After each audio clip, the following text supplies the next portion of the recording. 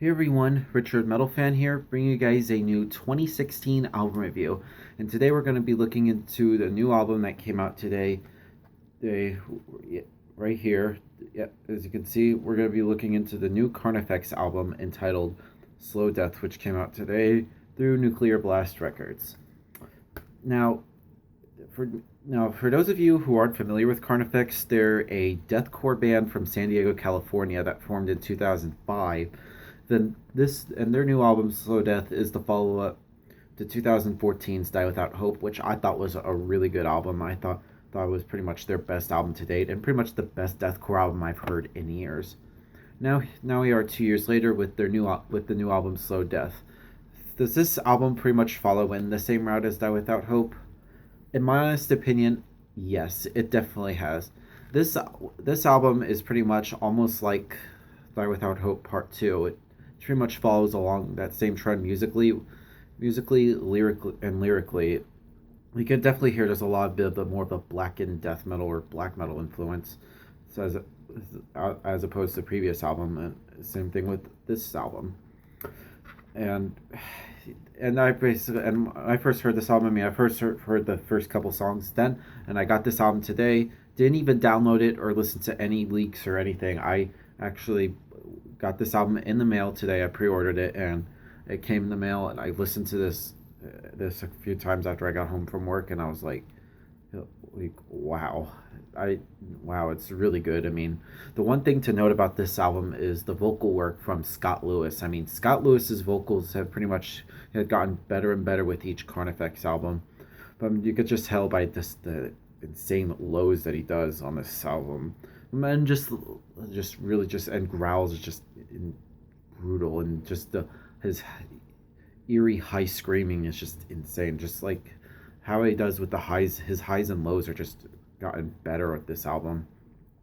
And guitar wise, I mean, Corey Arford and Jordan Lockery pretty much lock on to each other pretty well. I mean, the riffs Corey comes up with are just really great and off the spot. And Jordan's soloing on this album is just really well done and just perfectly executed.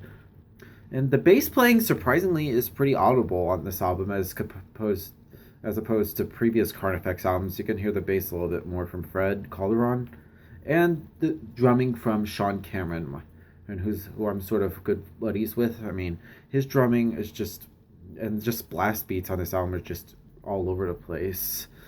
But yeah, let's just dive into this album track by track. Now, the album opens up with Dark Heart Ceremony, which kind of has a little bit of a melancholy atmosphere to it, with a little bit of orchestra parts in there.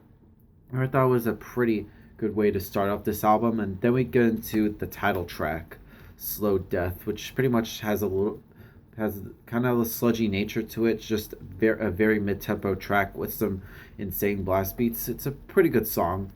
Then we get to Drown Me in Blood, which is the album's first single off this album, the first thing I heard about a month or two ago. And it's just holy shit. In my opinion, I think this is pretty much the standout track on this album. This song pretty much showcases the black metal influences that Carnifex has. You can definitely hear it in their sound and on the previous album, Die Without Hope. And this album is just pretty much this song, Drown Me in Blood, is pretty much my favorite song on this album. It's just a really good song. Like I said, in my opinion, pretty much the highlights.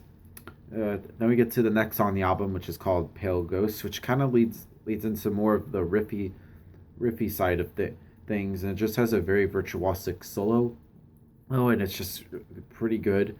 Then we get to Black Candles Burning, which is pretty much is another example of the black metal influences. It is in there. It's another good song.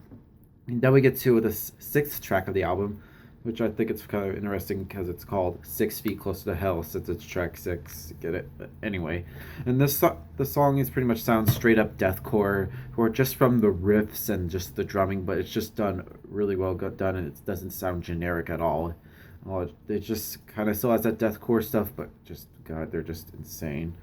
And then we get to Necrotoxic, which just has some unrelenting musicianship. And in this song itself, just sounds brutal, straight up brutal death metal. Just wow.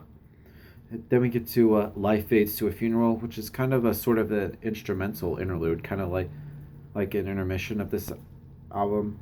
But then we go into Countless of the Crescent, Countess of the Crescent Moon. Sorry if I fucked that up. And just the title alone pretty much sounds very black metal like. Like it's just another one of my favorite songs on this album. I like it a lot. It's just really well done. And then the album closes with Servants to the Horde, which just some very down-tuned guitars and just some very Scandinavian black metal influences. And this is just a perfect way to wrap up this album, just end it all with a grand finale. Now, overall, Slow Death by Carnifex is a really, pretty much a pretty good album. Pretty much could be in my top albums of the year, or it could be in the top 20. Who knows? But yeah, it probably would. I probably will listen to a little bit more. It'll probably grow on me. But if I have to give this album a score, I'd probably give Slow Death an 8.5 out of 10. So yep, that's my review of Slow Death, guys. Thank you guys for watching. And if anybody's actually seeing Carnifex in a couple of weeks at Summer Slaughter in Atlanta, I hope to see you all there. And so yeah, that's my review of the new album of the new Carnifex, guys. Thank you guys for watching. See you on the next video, and keep it metal.